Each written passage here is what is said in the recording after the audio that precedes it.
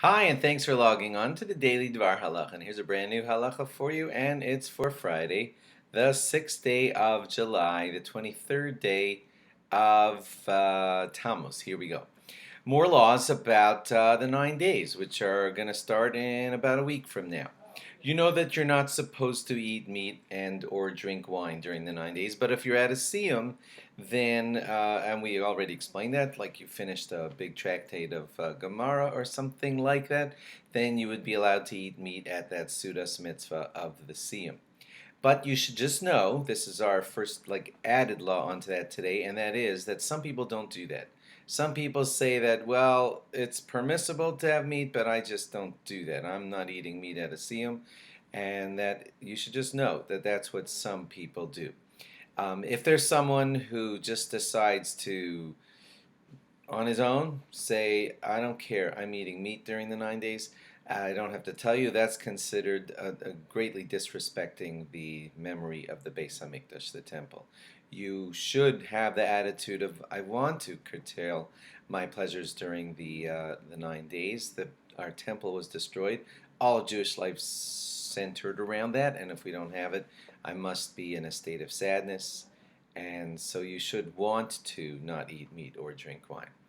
Okay, similarly, there is a halacha, like mourners, that we don't do laundry. We don't clean our clothing during the 9 days.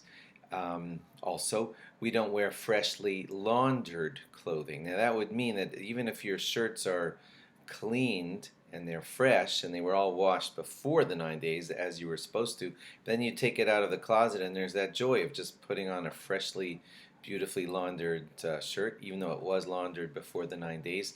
You're not supposed to put it on.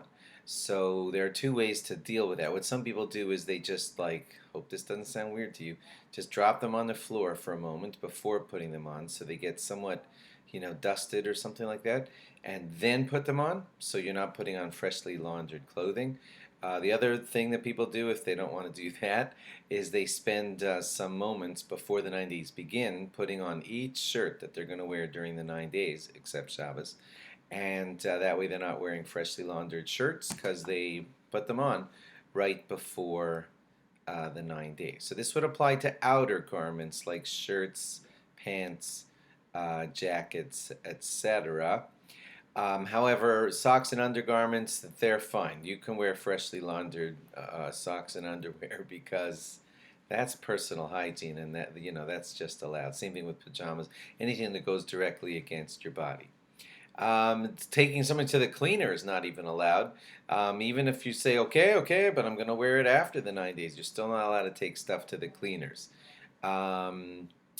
And even laundering things in your house that you're going to be wearing after the 9 days is not allowed. You could bring it into the cleaners before the 9 days, even though you have a guess, that they might end up cleaning it during the 9 days. That's their business. But as long as you brought it before the 9 days, that's okay. Even linens and tablecloths and towels, we don't launder them during the 9 days, so make sure to prepare yourself clean stuff for your linens, your tablecloths, and your towels before the 9 days begin. If you have kids who are always getting dirty and everything is always, let's say they own 10 pairs of everything, but it's all totally dirty by the time you're halfway through the 9 days, then if necessary you could launder your children's stuff. Just make sure to do it in private. We don't want to broadcast that fact. It's going to give the wrong impression. Okay. Have a great Shabbos. Thanks for logging on. Log on again after Shabbos for more. Bye.